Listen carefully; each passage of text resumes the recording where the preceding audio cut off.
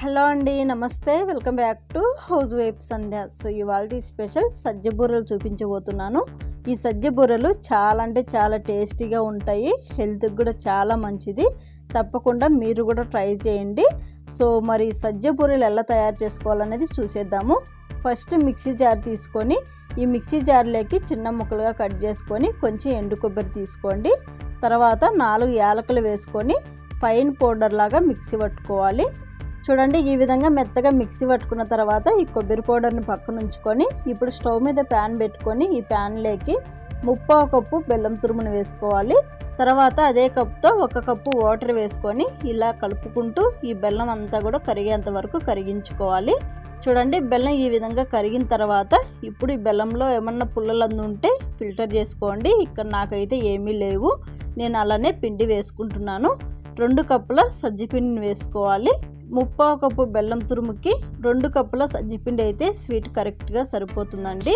ఈ సజ్జపిండిని వేసుకున్న తర్వాత మనం మిక్సీ పట్టుకున్న కొబ్బరి పౌడర్ని కూడా వేసేసుకోవాలి.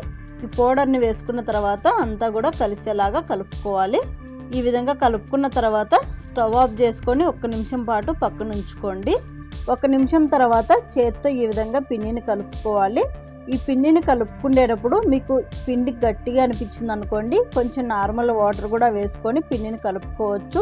లేదా మీకు కొంచెం పిండి సాఫ్ట్గా ఉంది అనుకోండి, ఒక 5-10 నిమిషాల పాటు పక్కన ఉంచుకుంటే ఈ పిండి కొంచెం గట్టిపడిపోతుంది. పిండిని ఈ విధంగా కలుపుకున్న తర్వాత ఇప్పుడు ఈ పిండిని పక్కన ఉంచుకొని స్టవ్ మీద డీప్ ఫ్రైకి సరిపడా ఆయిల్ పెట్టుకోండి. ఆయిల్ హీట్ అయిన తర్వాత ఇప్పుడు సజ్జ పిండిని చిన్న నిమ్మకాయ సైజ్ అంతా పిండిని తీసుకోవాలి. మనకు సజ్జ బూరెలు ఏ సైజు కావాలంటే అంత పిండిని తీసుకొని ఈ విధంగా బాల్ లాగా చేసిన తర్వాత ఈ పిండిని ఒక పేపర్ మీద పెట్టుకొని ఒత్తుకోవాలి. ఆయిల్ పేపర్ అయినా బటర్ పేపర్ అయినా ఏ పేపర్ అయినా పర్వాలేదండి.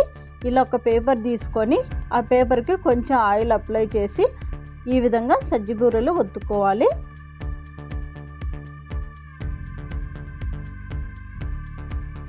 చూడండి, ఈ మందంతో ఈ విధంగా సజ్జ బూరెలు ఒత్తుకోవాలి. ఈ విధంగా ఒత్తుకున్న తర్వాత ఇప్పుడు ఆయిల్లో వేసుకోవాలి.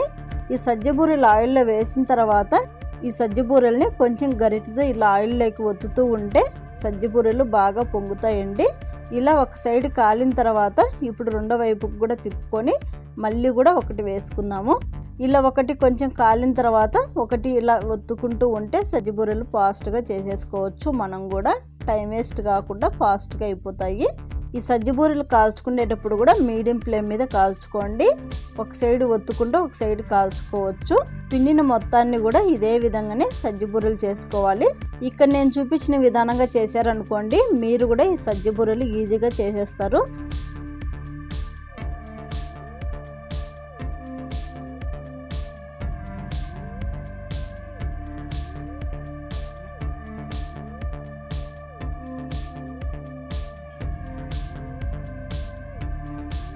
చూడండి, సజ్జ బూరెలు అయితే వేడివేడిగా రెడీ అయిపోయినాయి. ఈ సజ్జ బూరెలు బాగా పొంగుతూ సాఫ్ట్గా చాలా టేస్టీగా చాలా బాగున్నాయండి.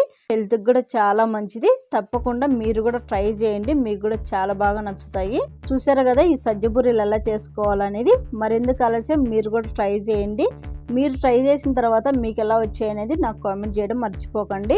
అలాగే ఈ వీడియో కనుక మీకు నచ్చినట్టయితే తప్పకుండా లైక్ చేసి మీ ఫ్రెండ్స్తో రిలేటివ్స్తో షేర్ చేయండి. మరిన్ని సింపుల్ టేస్టీ రెసిపీస్ కోసం హౌస్ వైఫ్ సంధ్య ఛానల్ని సబ్స్క్రైబ్ చేసుకోండి.